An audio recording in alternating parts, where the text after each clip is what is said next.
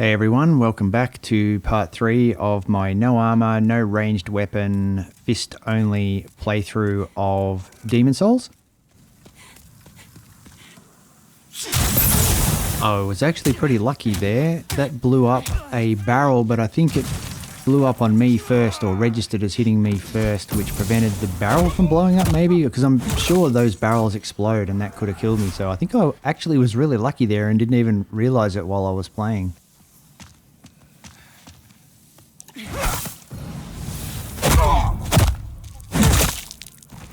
As I said in earlier episodes, I want to complete as much of the Demon Souls game as I can whilst playing in this way, which is really quite challenging to do all of the content like this rather than trying to skip difficult content or avoid difficult fights. I mean, there's nothing here specifically for me to be here for, apart from enemies and maybe pickups that I don't know are there for some extra souls. There is a merchant here, but I didn't need him, and really I knew I wouldn't need any merchants throughout this entire run because I knew there was nothing I would need to buy from them, apart from, I thought, maybe grass if I ran out of grass.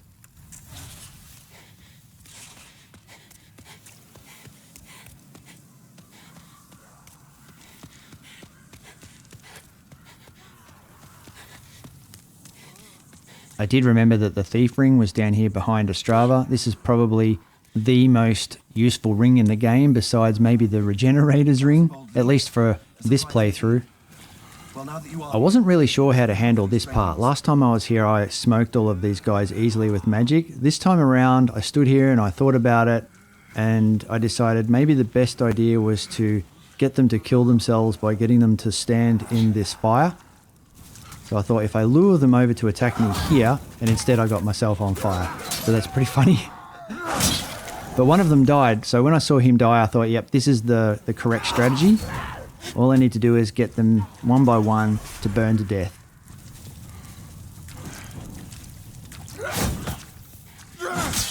And in watching this back, it's clear the developers specifically put that fire there for this purpose, which is pretty cool.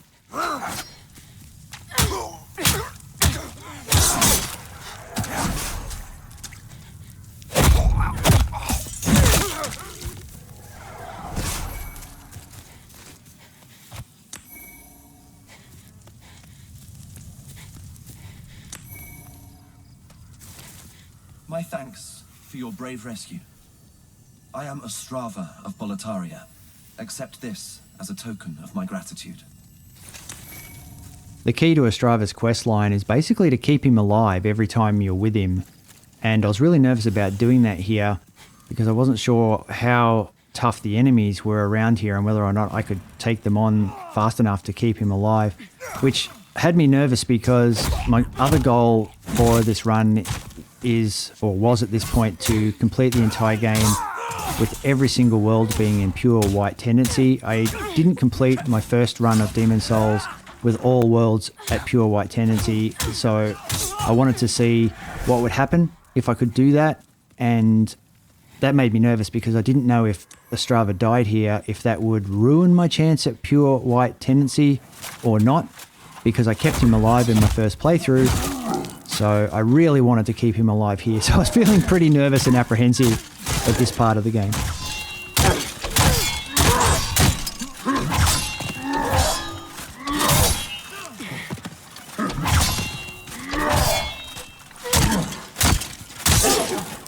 After beating this guy, I was pretty sure Ostrava would walk down this area here, and I knew there were a bunch of enemies down there, I think with flame swords at the time. I wasn't sure, but I thought that was where he would go.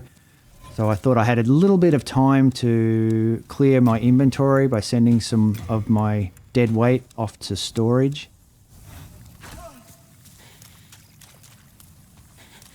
And I knew I had to go forward ahead of Ostrava to make sure that he didn't take any damage from these enemies.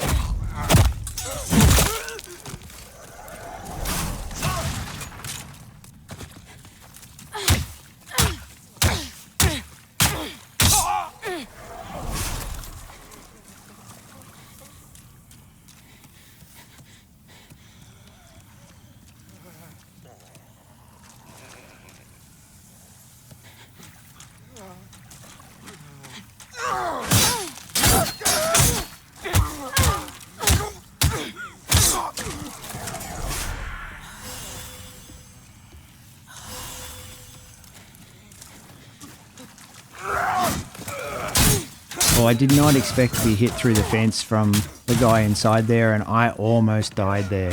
That was a real nerve-wracking moment. I thought my run was going to end there for sure.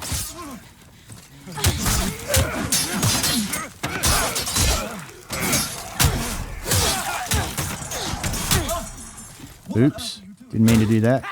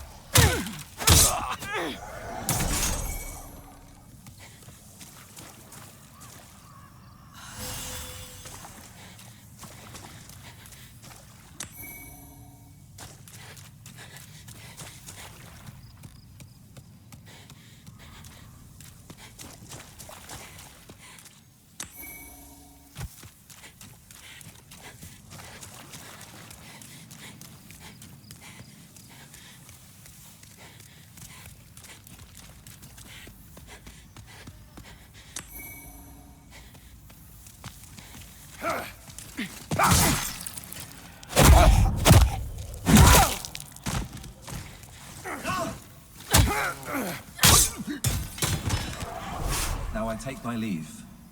There is something I must do. I remember feeling a lot of relief there that I'd made it through that without dying and kept him alive.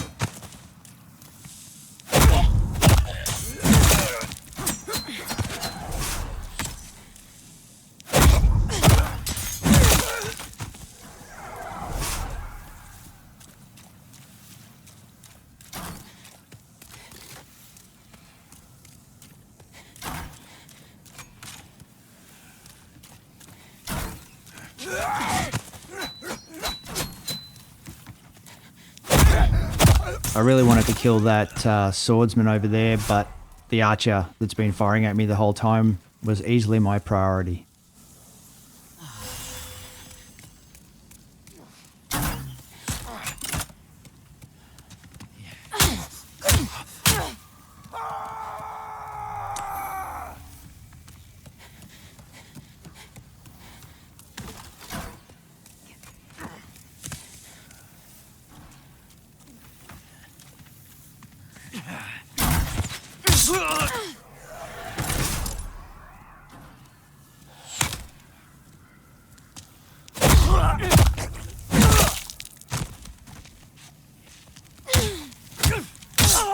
And now that second archer was my new priority.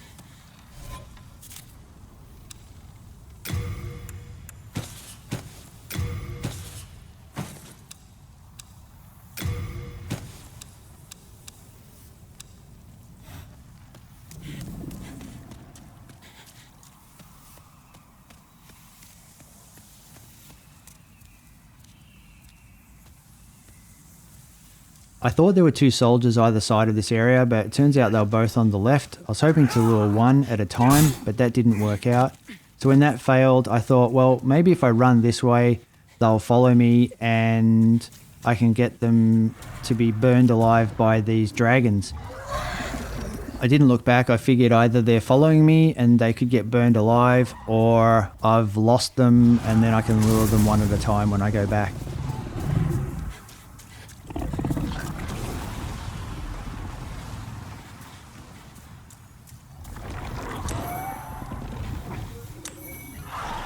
I can see one of them over at the base of the stairs here, and I'm hoping he would come over, but he didn't. He went back up the stairs.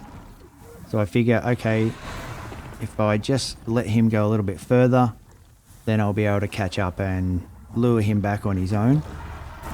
But like all good dumbass NPCs, he ended up getting stuck just walking directly into a wall.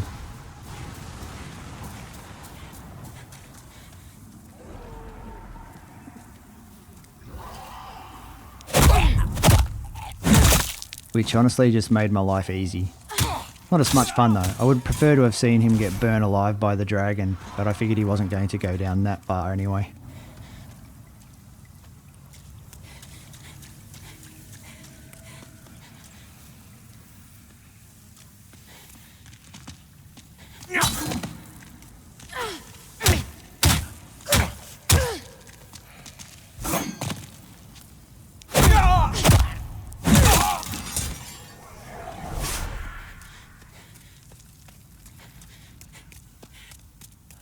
I didn't have much of a plan for this bridge because I couldn't remember the enemy placements and whether or not the dragon would kill them all if I got close or not. So my strategy was to first try to lure enemies out like this and kill them one by one.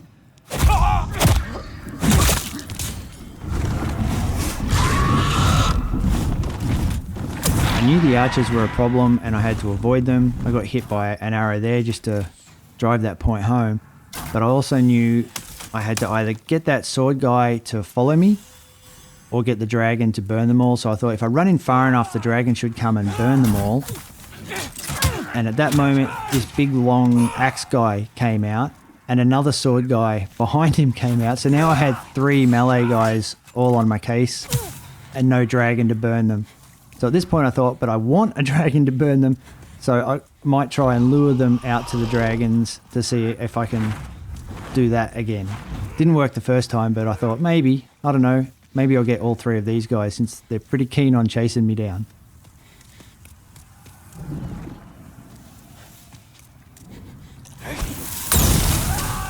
It was here where it became pretty clear that no NPCs are going to walk down and be smoked by the dragon, that I would have to beat them all.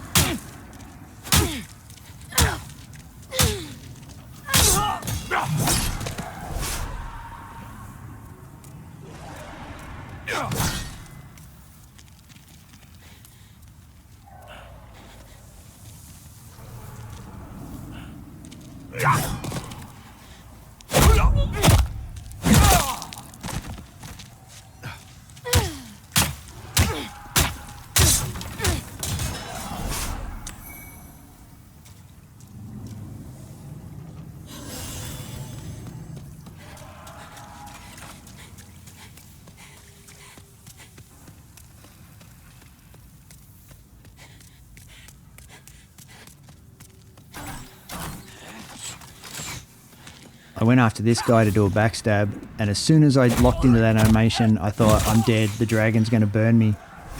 But it didn't happen, and I started to think, maybe the dragon just needs me to go further out on the bridge. Then he finally turns up, and I stand here thinking everything's all good.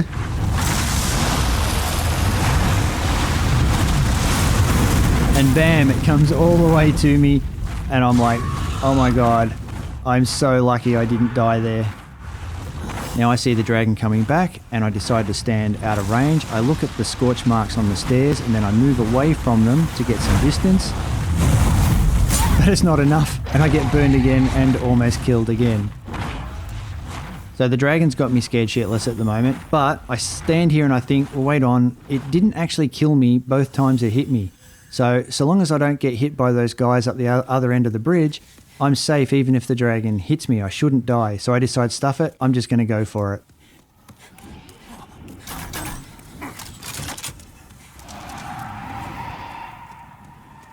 And to my surprise, there's only 2 archers. I was sure there were more enemies up the end here. That was what I'd been worried about from the start. But there were only 2 archers, so there really had been nothing to worry about here.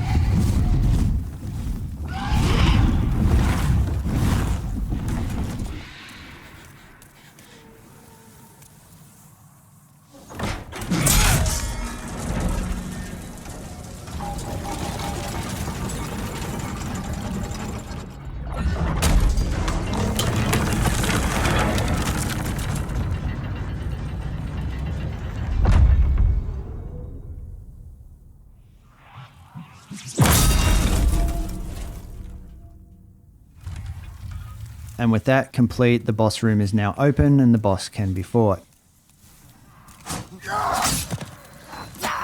I did not remember there were enemies either side of that door, so I was very lucky there not to be hit in the back by the enemy on the left.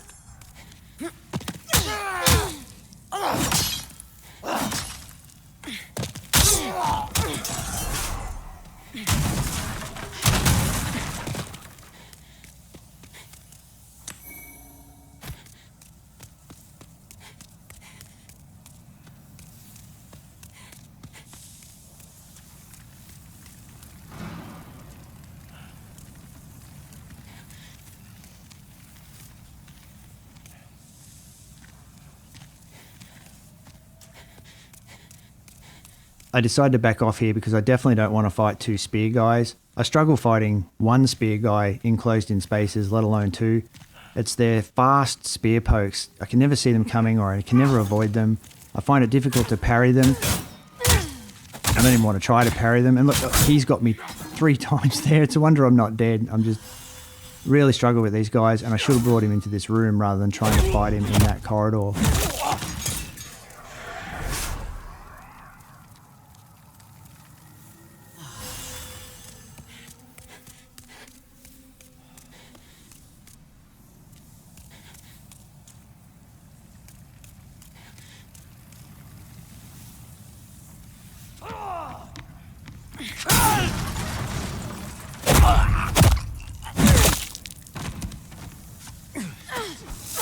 I had no idea there was a second enemy in here. As soon as I was hit by that bomb, I panicked and thought, oh no, I'm going to die. Unfortunately, the spear guy died just as I was hit by the bomb, so I was able to turn around and deal with this guy. But that was another moment of panic.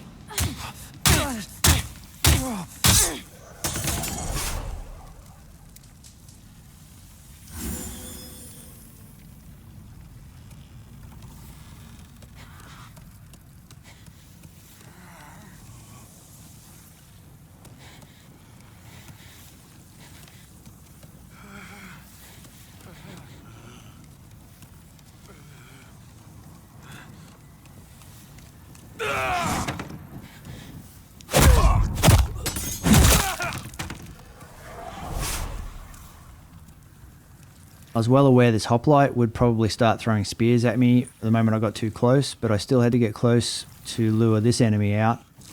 And now I knew the hoplite spears would be coming across at me as well. And yet it still got me. And then he got me whilst I was staggered, and I almost died once again.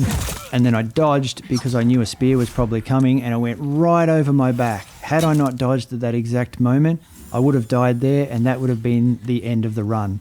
So that was the closest call of the run so far, no doubt.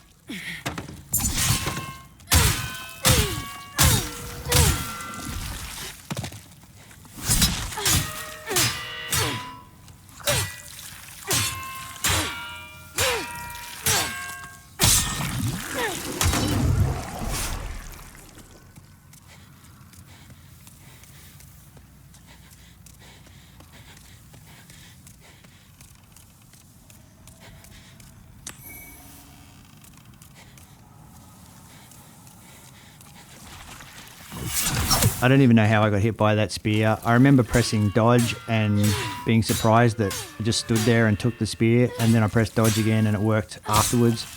I was a little unlucky, but I didn't get much damage there and I didn't die, so you know, that's fine.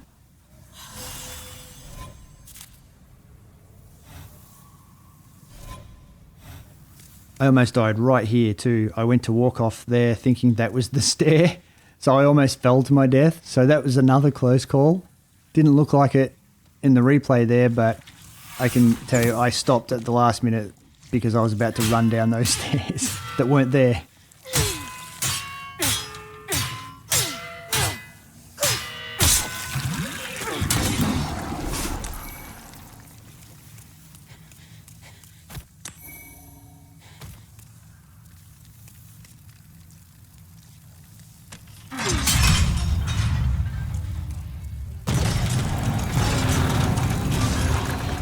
Finally made it to the boss room, the Phalanx.